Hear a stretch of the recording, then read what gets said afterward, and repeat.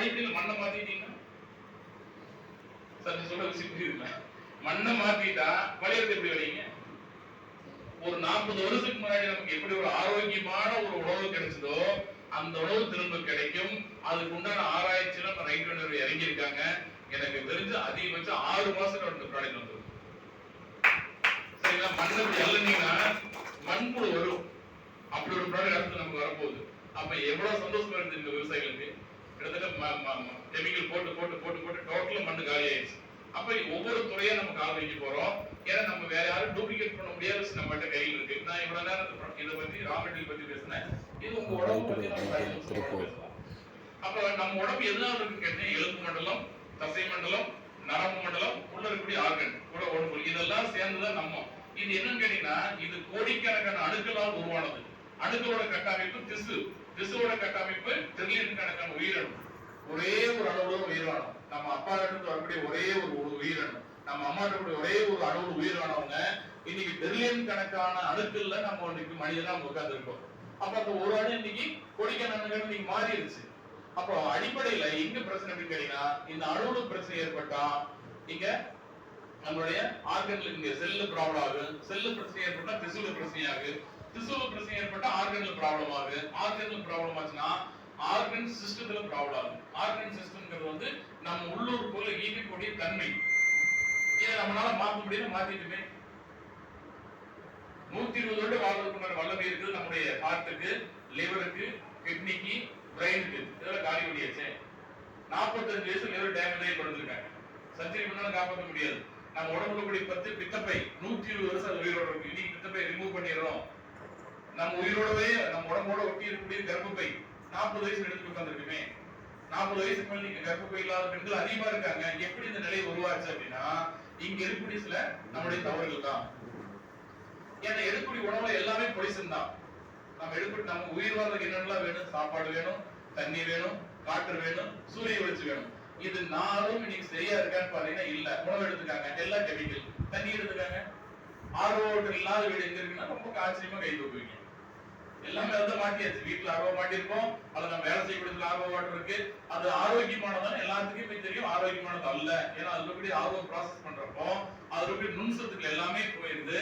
டேஸ்டுக்காக சில chemical add பண்ணுவாங்களே தவிர எந்த சத்தமே இல்லை. நம்ம குடிக்கிறதுக்கும் அதான் வச்சிருக்காங்க. இந்த தண்ணி இருக்கப்போ இந்த தண்ணி தொடர்ந்து குடிக்க குடிக்க குடிக்க நமக்கு தொந்தரவு வரும். அடுத்தது காற்று, அது மாசுபட்டுருச்சு. அப்ப நோய் வர்றதுக்கு இது எல்லாமே காரணம் தான். அப்ப நம்ம எடுக்கக்கூடிய உணவுல கார்போஹைட்ரேட் இருக்கணும், ஃபேட் கொழுப்பு சத்து இருக்கணும், மினரல்ஸ் இருக்கணும், புரோட்டீன் இருக்கு, புரத சத்து இருக்கணும், விட்டமின்ஸ் இருக்கணும், வாட்டர் கண்டென்ட் இருக்கணும். இது 6 இருந்தாதான் சரிவிகித உணவு. இது இருக்கான்னு பாருங்க. இருக்கா? இட்லி எடுத்துக்காங்க, இட்லி இருக்கு, கார்போஹைட்ரேட் மட்டும் இருக்கு. புரோட்டீன் இருக்கா? இல்ல, ரொம்ப கம்மி. அங்க ஃபேட் சுத்தமாவே இல்ல.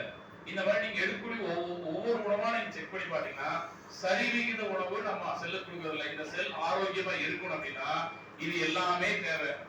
இது இல்லைன்னா நம்முடைய செல் ஆரோக்கியமா இருக்காது. செல் ஆரோக்கியமா இல்லைன்னா என்ன இருக்குன்னா வளர்சிதை மாற்றத்துல வித்தியாசம் வரும்.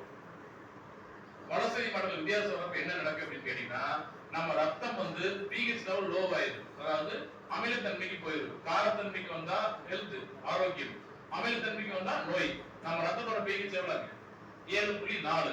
7.4க்கு கீழே வந்தா டிசீஸ் நோய், 7.4க்கு மேல வந்தா ஆரோக்கியம். பொட்டன்ஷியல் ஹைட்ரஜன், ஹைட்ரஜன் அளவு இந்த அளவு கீழே வந்தா நமக்கு நோய் வரும். இப்போ ஆர்ஓ வாட்டர் நம்ம குடிக்க கூடாதுன்னு நம்ம பார்த்தோம். அதோட pH எவ்வளவு இருக்குன்னு நினைக்கிறீங்க? 3 அல்லது 4 தான் இருக்கு. நம்ம பிளட்டோட pH எவ்வளவு இருக்கு? 7.4. ஒரு 4 பாயிண்ட் தண்ணி நம்ம குடிக்கிறோம் அப்படின்னா ஆரோக்கியமானதா? தண்ணி மட்டும் பிரச்சனை இல்ல, பாக்கெட் பால், ஆர்ஓ வாட்டர், ரீஃபைண்ட் ஆயில், வெள்ளை சர்க்கரை, மைதா சம்பந்தப்பட்ட பொருள், இது 5 நம்ம போகாம இருக்க உடம்புக்குள்ள. புரோட்டா சாப்பிட்டு தூக்கமே வராது. சரிங்களா? முழுக்க இது அப்படி எல்லாம் இருக்காங்க சில பேர், வேற வழி இல்ல. பாக்கெட் பால், பாலே கிடைக்குது, 24 hours பால் கிடைக்குது. அது பால் இல்ல, பால் மாதிரி அது. சரிங்களா? எவ்வளவு நேரம் தூங்கினாலும் வாசம் வராது, பால் வாசம் வராது. ரீஃபைண்ட் ஆயிலும் அதேதான். தாளிச்ச வாசம் வரும்னு நினைக்கிறீங்களா? எனக்கு நல்லா ஞாபகம் இருக்கு, சின்ன எங்க அம்மா தாளிக்கிறப்ப வீட்டுக்கு உள்ள உட்காந்துருக்கவே முடியாது, அவ்வளவு தும்மல் வரும். நீங்க சட்டிக்கு தலையை கொண்டு விட்டா கூட தும்மல் வராது. ஏன்னா அது எண்ணெய் இல்ல, இந்த மாதிரி அது. ஏன்னா அது வந்து எல்லா எண்ணெயும் மோசம் கிடையாது, சில எண்ணெய்கள் அப்படி இருக்கு. அப்ப இதுதான் நம்ம தொடர்ந்து பயன்படுத்துறோம். நம்ம டோட்டலா இது மாதிரி உணவு சொல்லிட்டே போலாம். எல்லாத்துலயும் கலப்படம். பப்பாளி விதையில இதுல மிளகு பப்பாளி விதை மிக்ஸ் பண்றாங்க, மிளகுல சீரகத்துல கலப்படம் பண்றாங்க. கலப்படம் இல்லாத பொருளே கிடையாது. தனித்தனியா இருக்கு. அப்ப தொடர்ந்து இதை பயன்படுத்த என்ன நடக்குதுன்னா நம்ம உடம்பு வந்து அமிலத்தன்மைக்கு மாறும். அமிலத்தன்மைக்கு நம்ம உடம்பு எப்ப மாறுதோ அப்ப எல்லா நோயும் நம்மளை தேடி வரும். டாக்டர் ஓட்டோ ஹென்ரிச் வாமர் ஜெர்மன் சயின்டிஸ்ட் 1923ல கேன்சர் ரிசர்ச் பண்ணி அவரு நோபல் பிரைஸ் வின் பண்ணவர். அவர் சொல்றாரு நம்முடைய உடம்பு வந்து disease cannot survive in alkaline body. உங்க உடம்பு வந்து காரத்தன்மையில இருந்தா நோய் கிருமியில் வாழ முடியாது. நம்ம உடம்பு காரத்தன்மையில நோய் வராது. காரத்தன்மையில இந்த நிலை இதுக்கு மேல இருந்துன்னா எந்த கிருமி உள்ள இருக்காது. அமிலத்தன்மையில தான் எல்லா நோயும் வரும். அப்ப நம்ம உடம்பு எப்படி இருக்கு? அமிலத்தன்மையில எல்லா நோயும் வரும். அப்போ கேன்சர் முதற்கொண்டு எந்த நோய் வராது. No disease including cancer can exist in alkaline environment. உங்க உடம்பு வந்து காரத்தன்மைங்க நிலையில இருந்தால் 4700